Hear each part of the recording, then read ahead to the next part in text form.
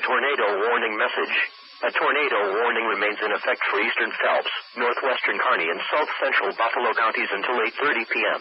At 7:55 p.m., National Weather Service Doppler radar indicated a severe thunderstorm capable of producing a tornado. This dangerous storm was located 6 miles northwest of Funk, or 8 miles northeast of Voltage, moving northeast at 40 miles per hour. Locations impacted include Kearney, Odessa, and Riverdale. Take cover now. Move to an interior room on the lowest floor of a sturdy building. Avoid windows. If in a mobile home, a vehicle, or outdoors, move to the closest substantial shelter and protect yourself from flying debris. Repeating, a tornado warning remains in effect until 8:30 p.m.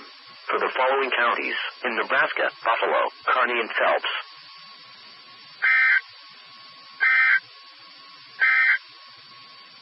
This is a severe